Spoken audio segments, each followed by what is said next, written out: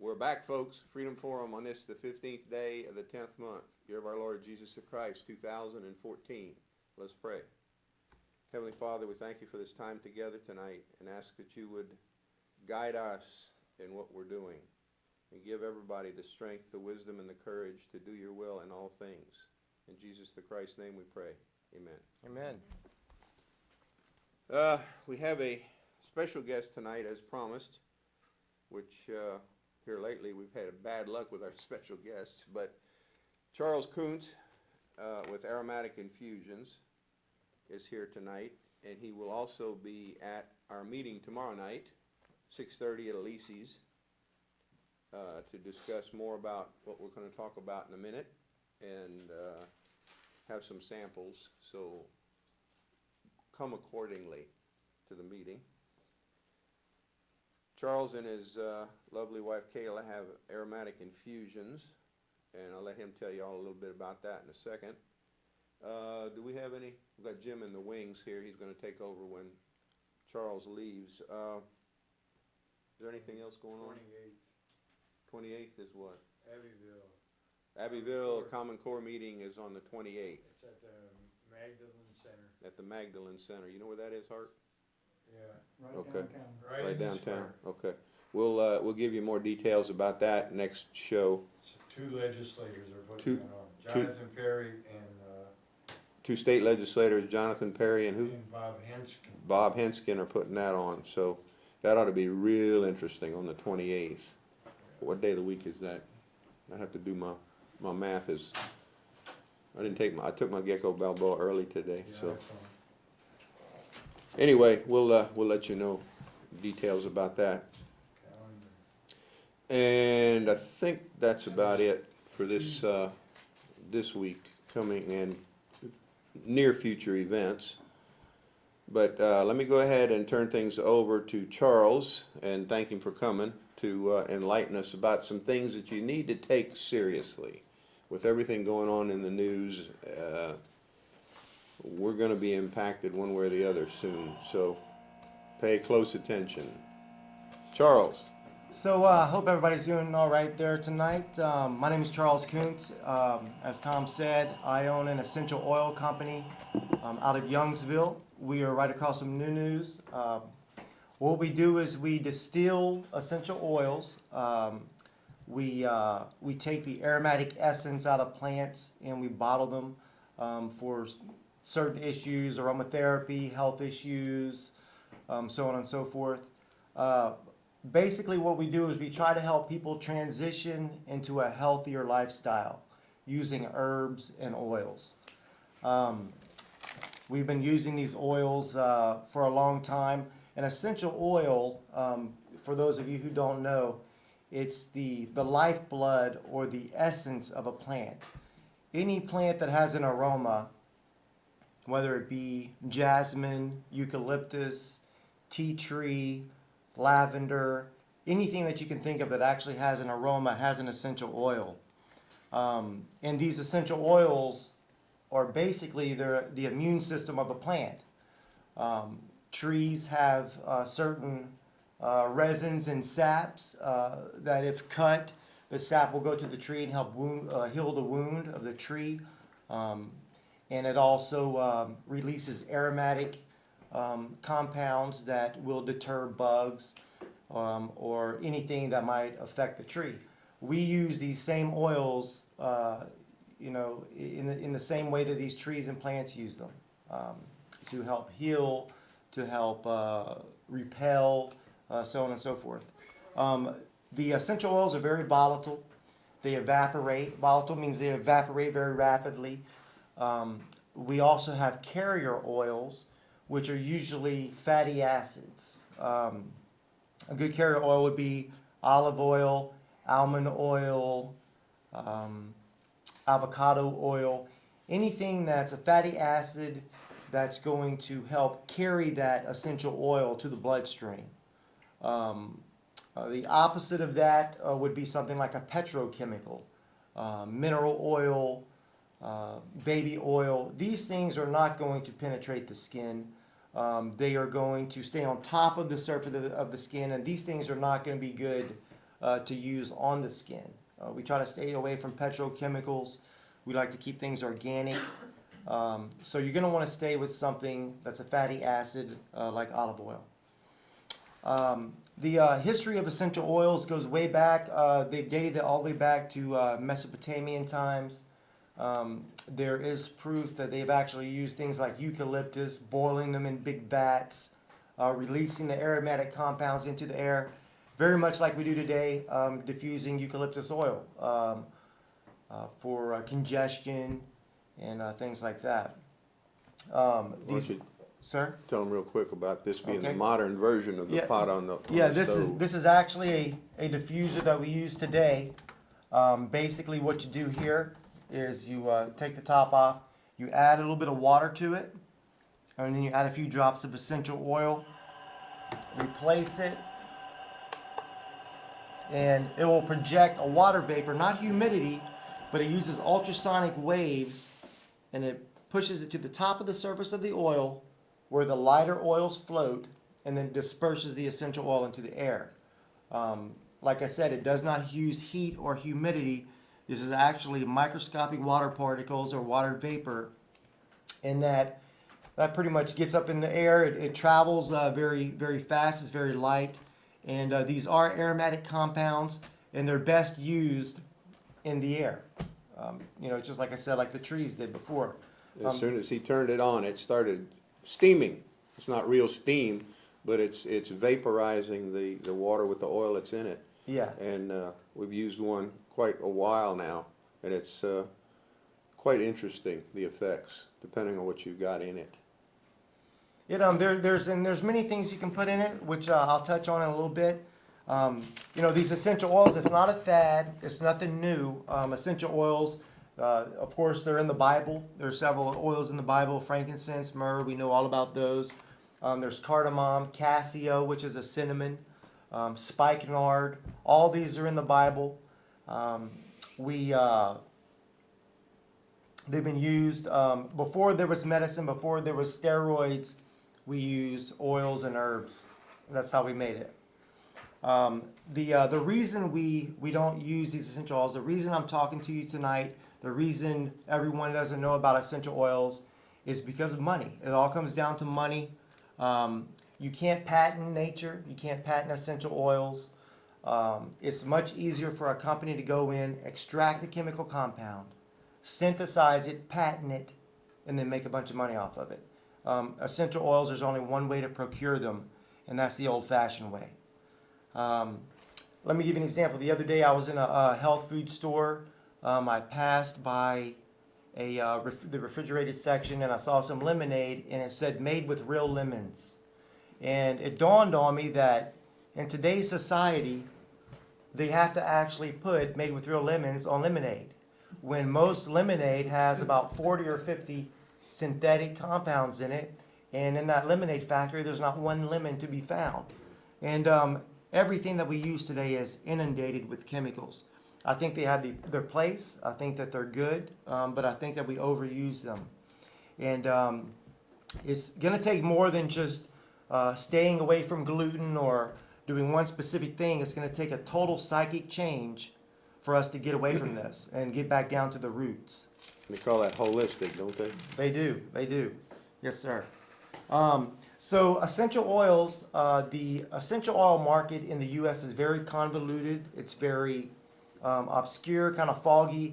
There's a lot of misinformation on the internet. So the question arises, which essential oils can we trust? And, as opposed to naming any brands, there are a few key points that you can look for.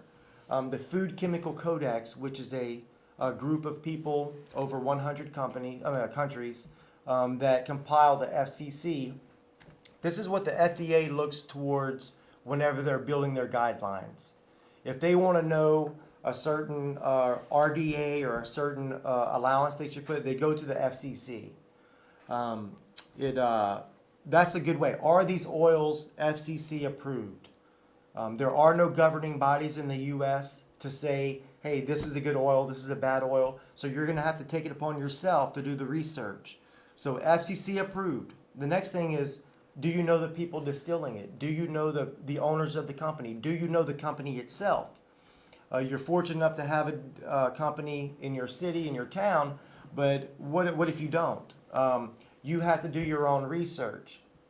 I called a major essential oil company, and after many calls, I found out that the employees knew the farmers. They knew where the products were distilled.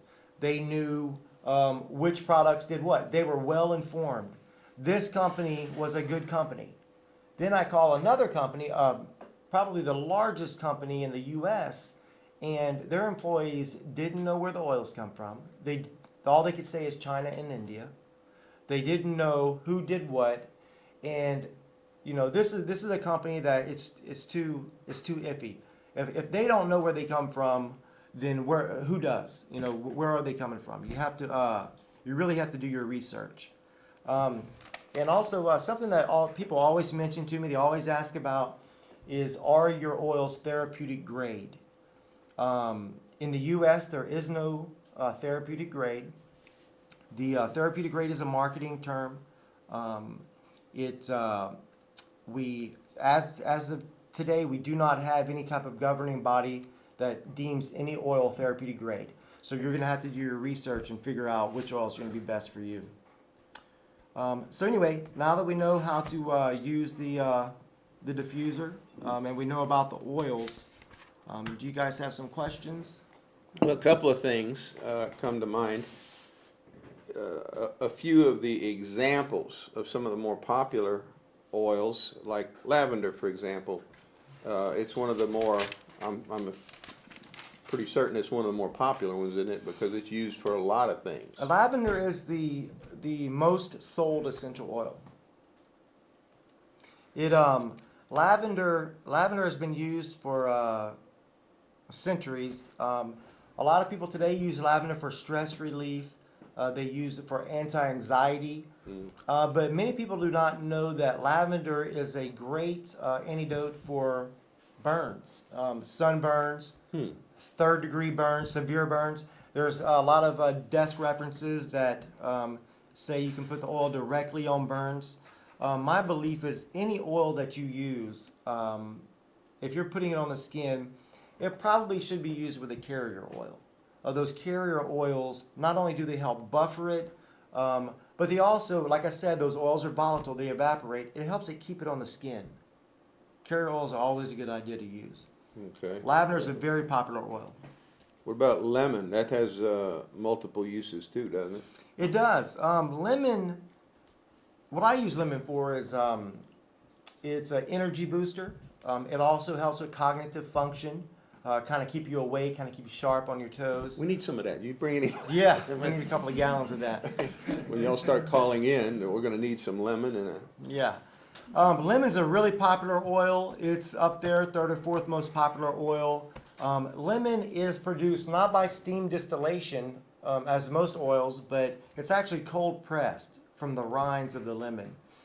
Technically, it's not even an essential oil. It's a citrus oil. Yeah. We got our first caller. Go ahead, caller. You're on the air. Yeah, I called you to ask you a question. I was watching your program earlier.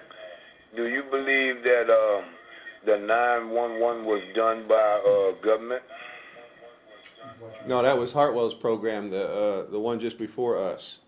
And we were not going to get into that in detail tonight, but we'll be glad to talk to you about that maybe the second hour. However, I can say without fear of contradiction that, yeah, it was done by government. Okay, that's why I called in, but Yeah. they didn't have a number on the other program? Oh, well, that was not live. That was taped. This is a live Okay. show, which you're welcome to call in any time and ask us things about that if you want some details. I've been meaning to do that, give a list of things as to why we believe that 9/11 was not done by the people the government said it was.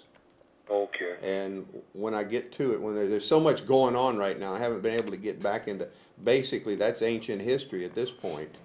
But it's Well, good. yeah, but the people need to know the truth. Oh, I know. Because I know. if we got a country run by people that's going to make billions of dollars and get all our American people killed for money. I mean, all the gold that they say was taken from the World Trading Pool. Yep, I agree with you. I agree with you. There's an aspect of that that people aren't aware of too, about the gold that was in the basement. You know, they stopped the rescue operations when they reached the gold in the basement. Went to For recover. real, that's what I'm talking about. Yeah. Okay. Well, thank you, caller. All right, thank Appreciate you. it. Keep watching. Lemon, What? lemons. Lemons. Lemons, yeah. Lemons. So energy, cognitive function. That was a good segue to lemons too, by the way. The lemon or what? Here we go. Go ahead, caller. You're on the air.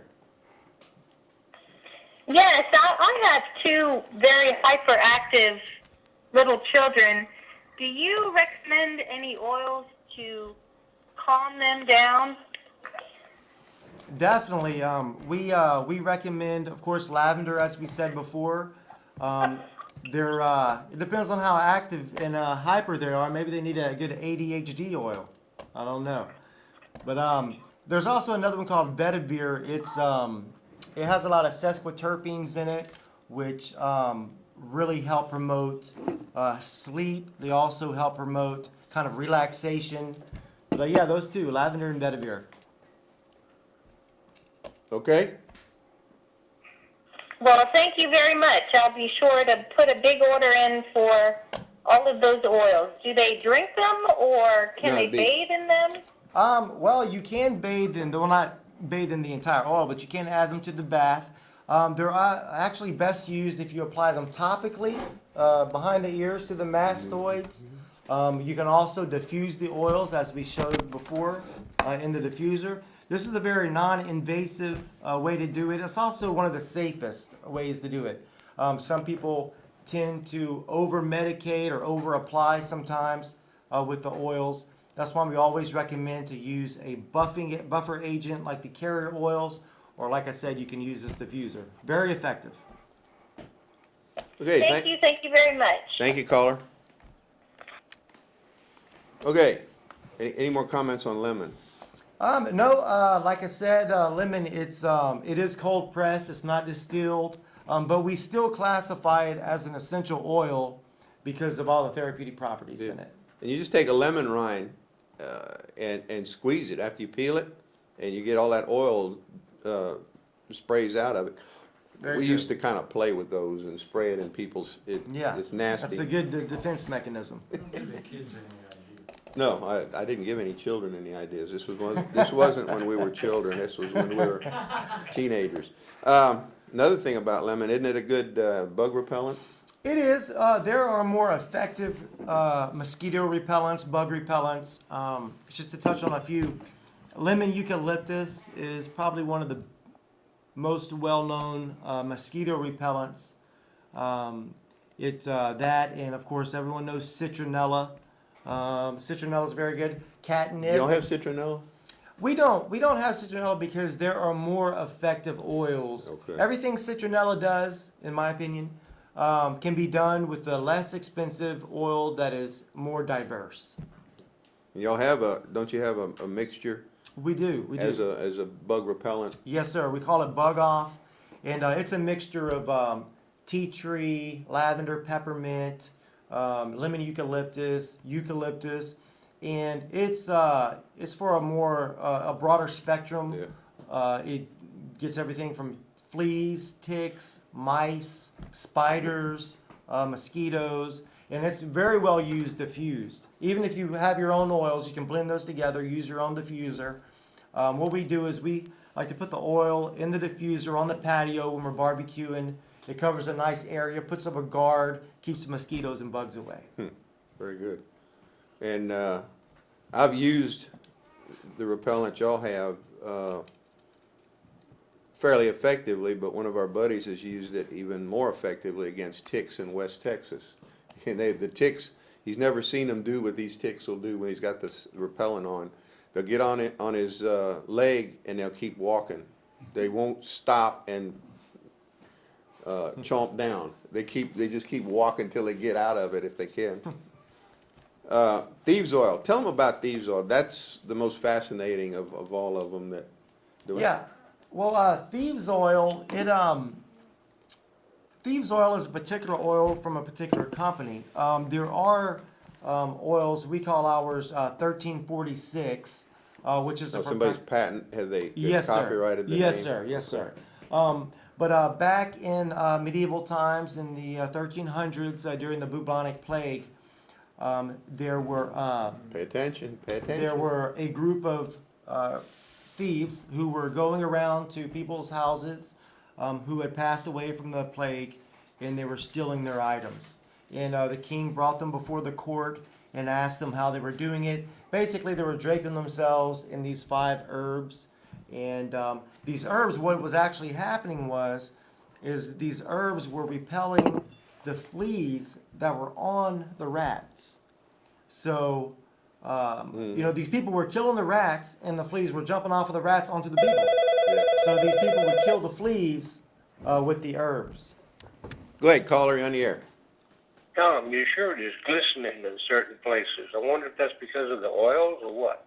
No, You'll have to watch a rerun on yourself. I mean, your shirt. yeah, is no, I can like see it here. sparkling. That's our that's our green screen behind us. See, if when the diffuser goes to the green color, you can see right through Charles here. I noticed that when it was up, when we had the other bar up there, you could see right through to the flag. But that's the green screen doing that. This gives new meaning to the hollow man theory, is what that is. Okay, friend. Old Jim, Talk to you later. Jim, who was coming on shortly, he made the mistake of wearing a green shirt a few weeks back. And we got in front of the camera before the show, and he had to run home and change shirts. He did that once before, and I had a shirt but I wasn't gonna give him the shirt that night. Anyway, yeah, it's an interesting phenomenon, isn't it? Thank you. Did he? Yeah, he already hung up.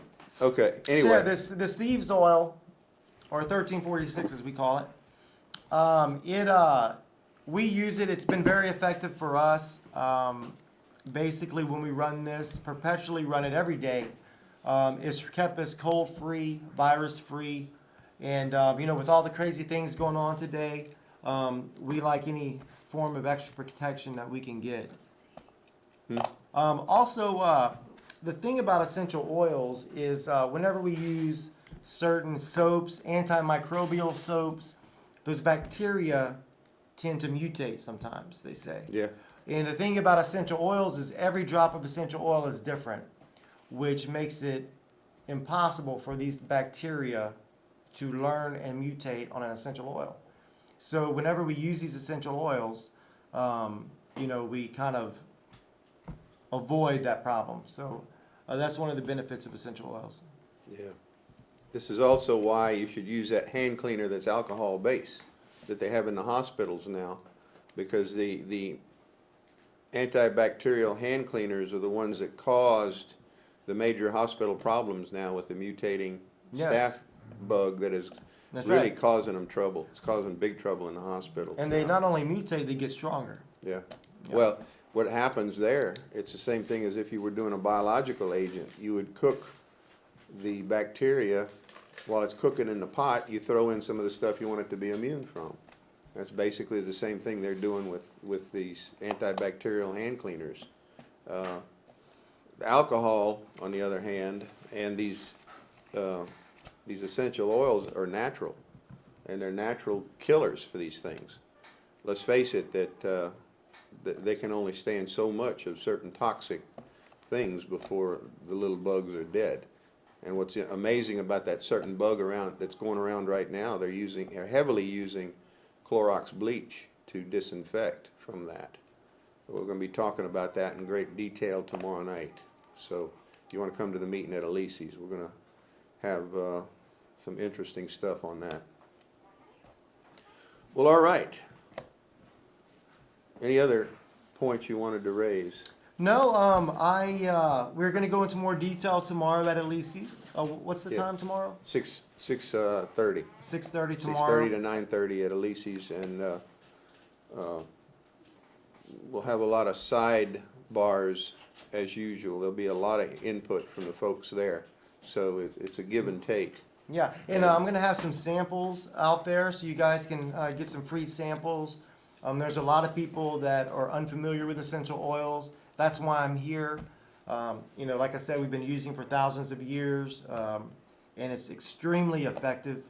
So I'm gonna have some samples out there, and we can kind of get to know each other a little bit better, and I can let you guys kind of do a Q&A, and you can come out there and meet us at 6:30.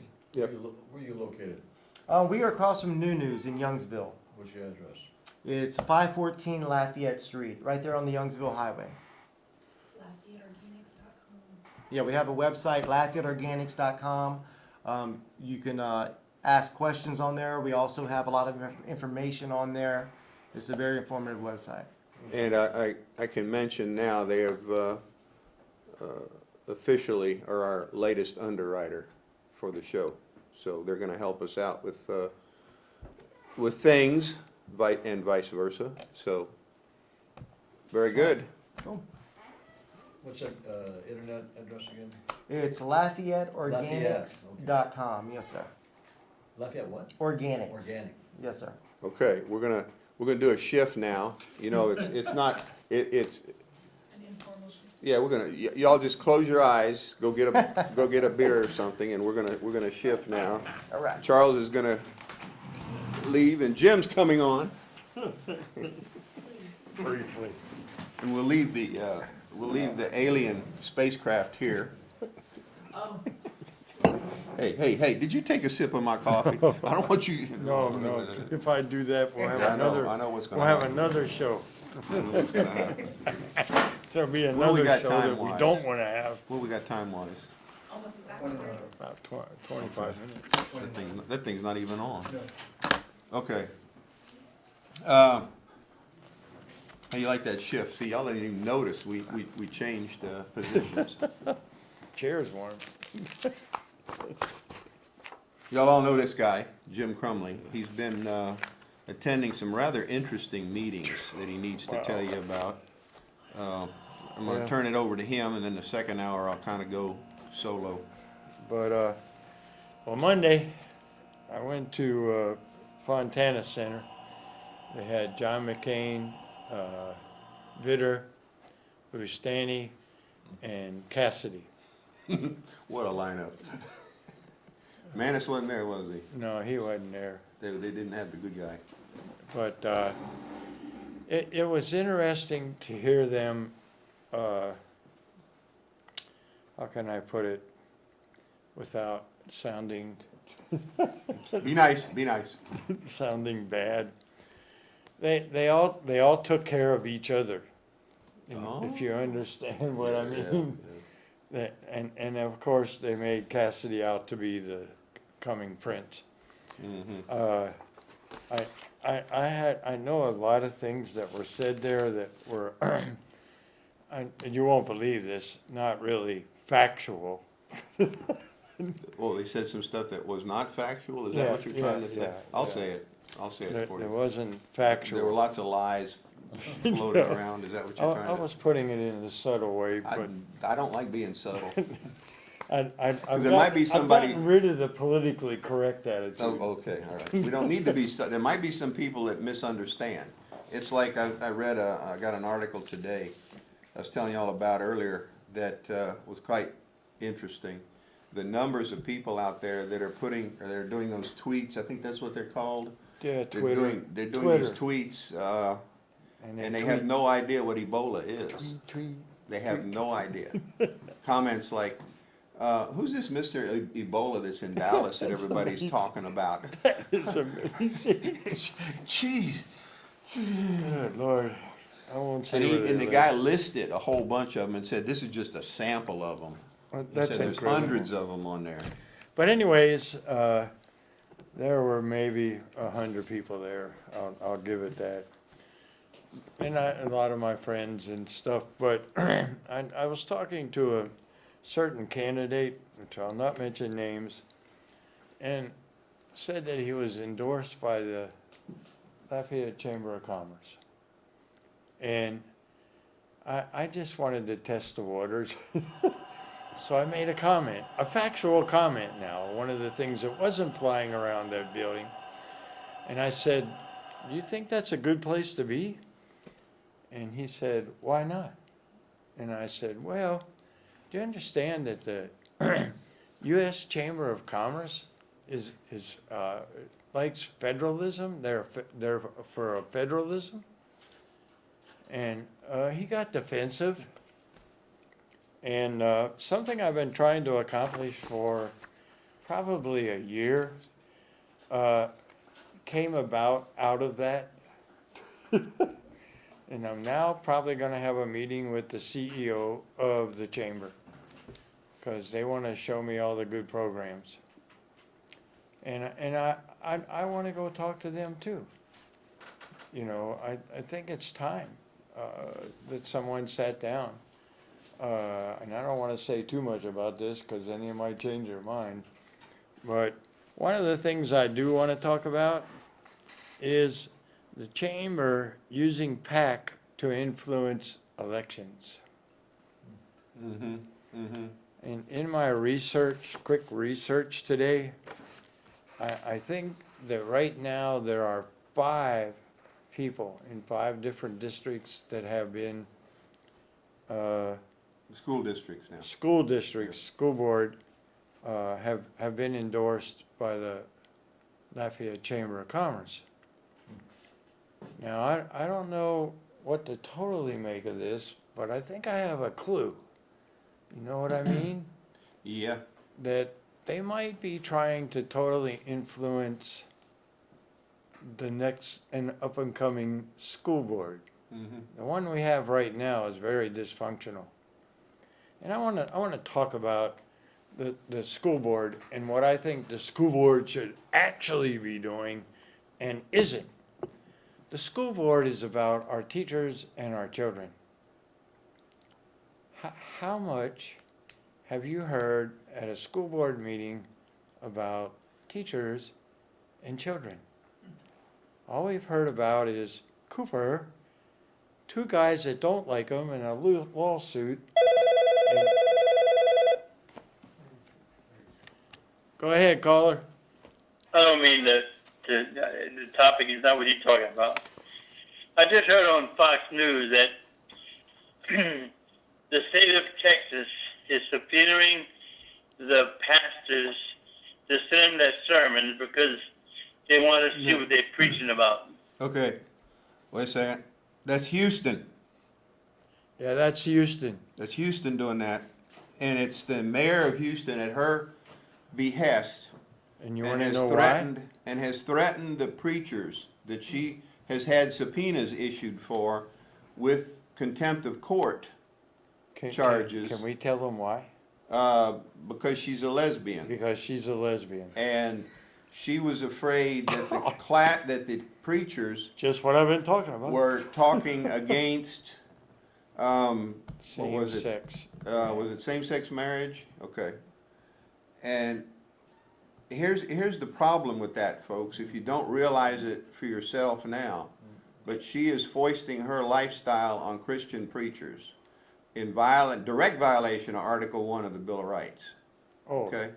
big time. And if I was a preacher over there, and I sent this over to everybody on my email list, including some Texans, I had one respond back who told me, that's why we moved out of Houston. So if you know anybody over there, you need to get with them and tell them to pitch a fit over this. First of all, the city administration doesn't have subpoena powers, and they're threatening these people with contempt of court or whatever.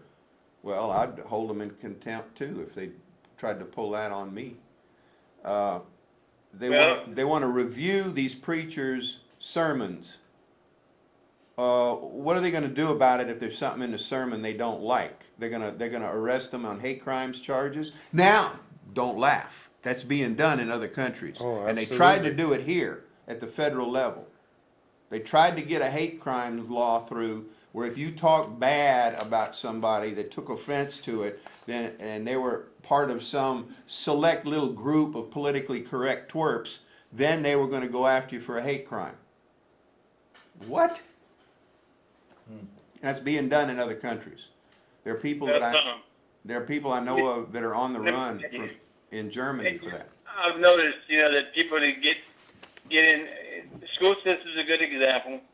but they get in office and they start preaching about things they shouldn't preach about, or making laws about things.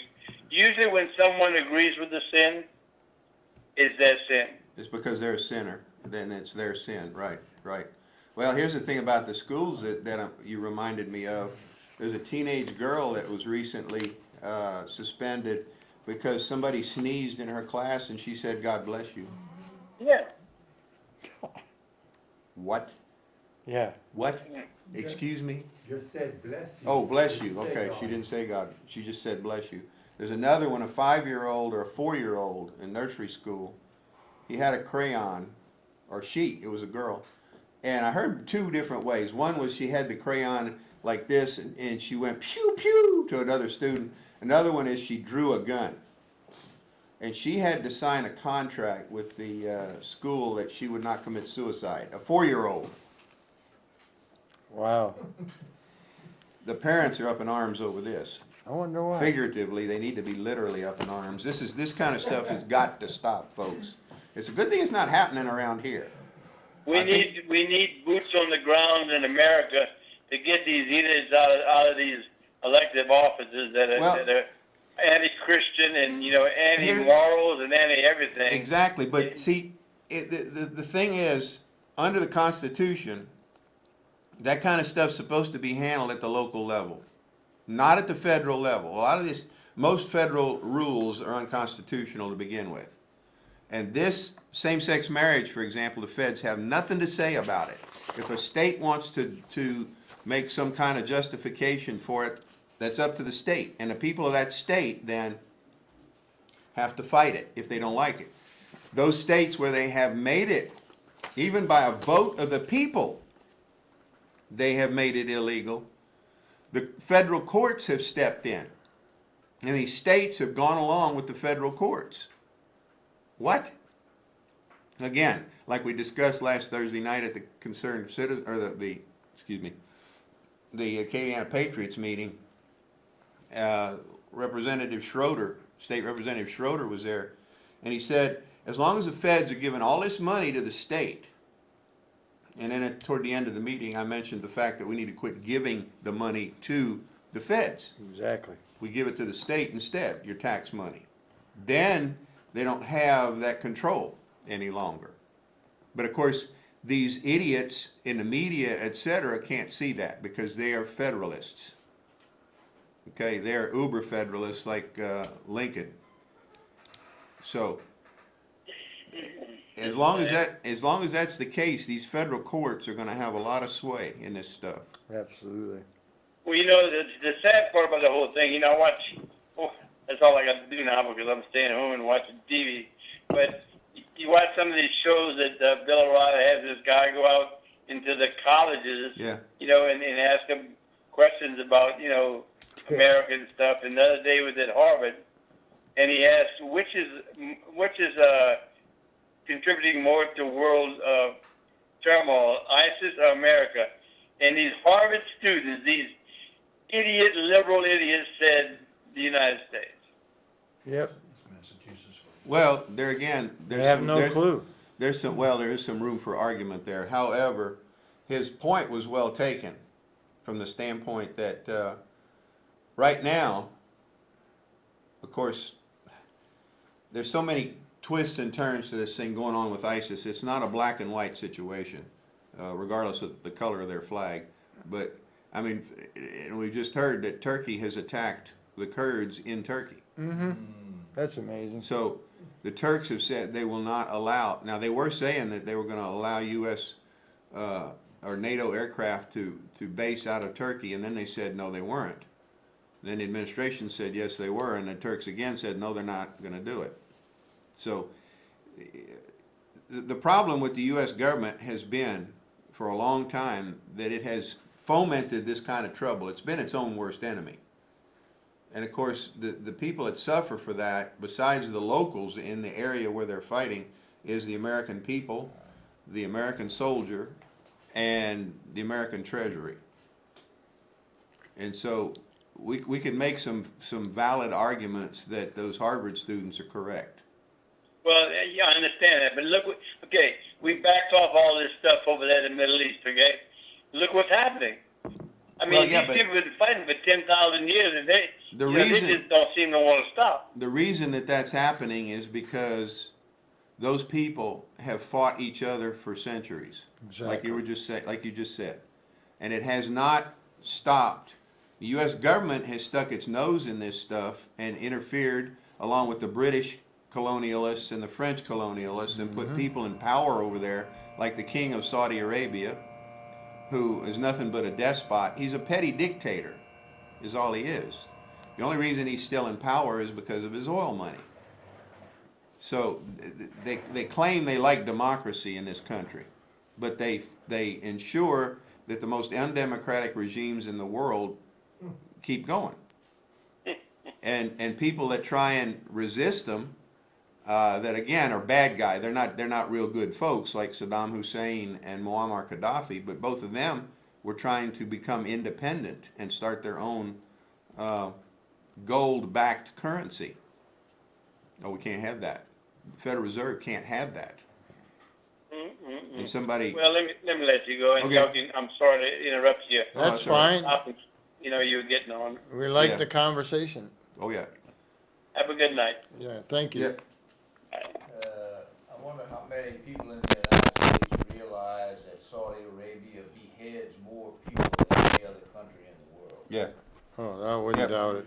The Saudis behead people for a lot of things that would appall you. Well, Sharia law, in a version of it, is alive and well in Saudi Arabia. There's no doubt about that. So, I read an article today that talked about beheadings, and long before the stuff that's going on now in the Middle East, the French Revolution, they cut Yeah, people's head off with yeah. a guillotine yeah, regularly. that was because it was the most efficient and quickest way they could get the most number of people exterminated. Go ahead, caller. Yeah, I wonder if these people are having so much trouble is because their religion suppresses it. Well, And that- part of it is that, okay, that's a big part of it, and then too, it's a schizophrenic religion. In one part of the Koran, there'll be something about treating the people of the book, who they mean those that believe in the Old Testament, Christians and Jews, treating them as neighbors and brothers, and then a few pages later, paragraphs later, they say that anybody that's an infidel that doesn't believe like they do should be killed on sight. I mean, come on. It's schizophrenic is what it is. And there's even... I can just listen to what you have to say about Yeah. it. Thank you, Tom. Okay. All right, thank you. It's a combination of factors. It's not a simple thing, though. It's not because of U.S. influence. It's not because of the Saudi or It's a those kind of cultural people. thing, actually. It's a cultural thing combined with a historical, some interesting history. The history of that area is very interesting. Did you know that the Germans had an Air Force stationed in Baghdad during World War II? Did you know that? And there were some pitched battles between that Air Force and the British Air Force over there. But this kind of stuff people aren't aware of just because there's so much history over there. Anyway, Back to the back subject. to the Chamber I'm of not Commerce. gonna go into depth, but I know of at least 4 to 5 candidates that have, while we were going through all this other stuff, reading about the PAC. Most of the information I have is from 2011. I gotta get more updated stuff, but the PAC, they endorses school board candidates. What you really have to watch is what's going on there and what influence. Now, you know how the donations work and how when I give you some money, then I'm gonna expect something in return. Yep. And I'm not saying, as you say, not saying, but having spent a lot of time in the political realm in the last several years, I'm learning that this really is the way things work. Donations, you gotta do something for me. Follow the money. Follow the money. The other thing, and I'll get back with you and get through some things in personally, but the other thing is I went to a Common Core meeting last night in Lafayette. It was really a great discussion. The only disappointment I had was the lack of parents and teachers that showed up for the meeting. And Lafayette, you better wake up. This was the only disappointing thing about the whole evening. There were people there that were pro Common Core, brought up some very interesting things that I hadn't heard before. And of course, there was the leaders at the table up in the front. I stayed in the back. But the thing is that one of the things that came out, something that I go after all the time, the pro Common Core people brought up this report with statistics. And Jim's back there and it's glowing, his head is glowing because I'm listening to this guy give that report. I read that 30-page report. I know what he was talking about. But you want to know something? He learned some things. Because I told them, when I first started out looking at Common Core, I was going, what's the problem? This looks all right. But then I kept hearing stuff. And what I started doing is when I would read something that was pro Common Core, I started looking at the background, behind the fence, so to say. And when I started doing that, I'm going, now I know what the problem is. Statistics. We hear it all the time. One of the biggest ones I use, because they used it this year in the legislation, big time. From 2012, you always hear how Louisiana is 47th or 48th. Awesome. And the guy sat there and his wife was a teacher. He was a teacher previously. And I said, I spoke on statistics. And I said, statistics can be very compelling.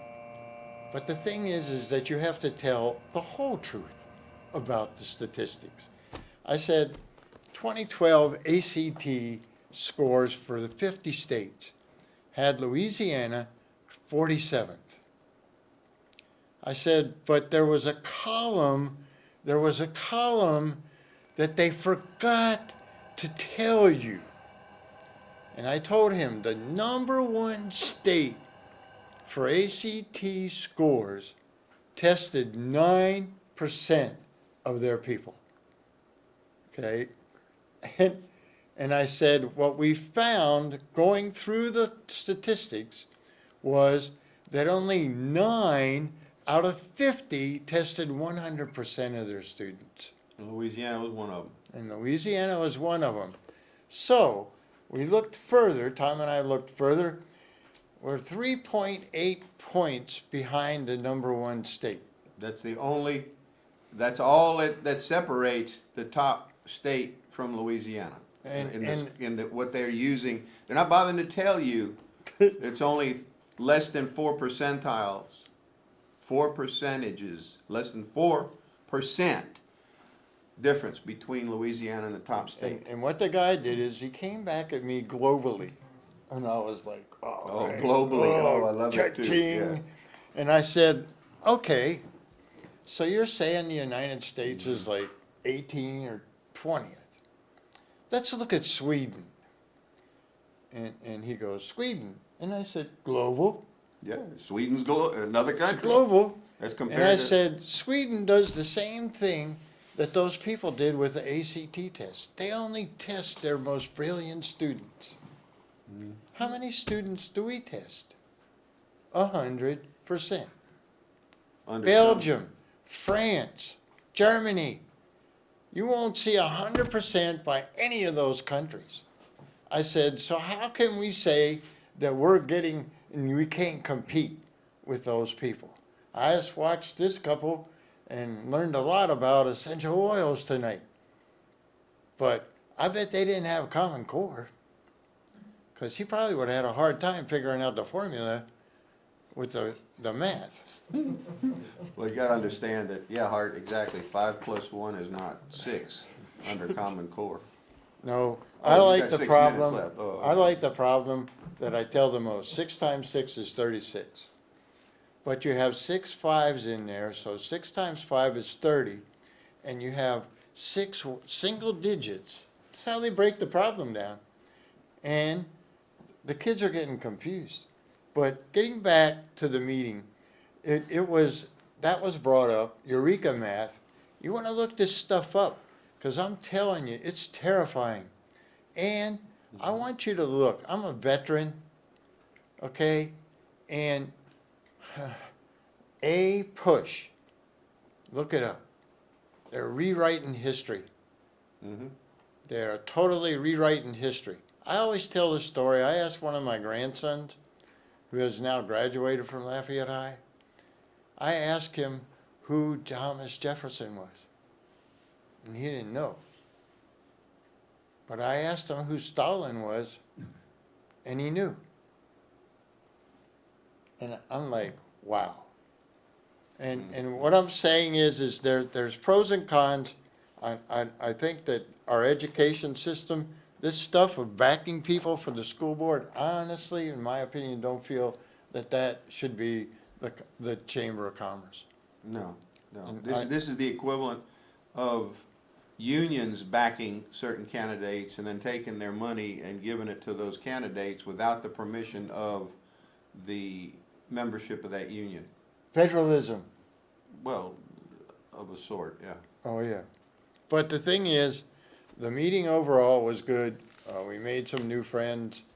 But Lafayette, mothers, parents, teachers, I'm working on a project to get together with at least 10 or 15 teachers and expand that.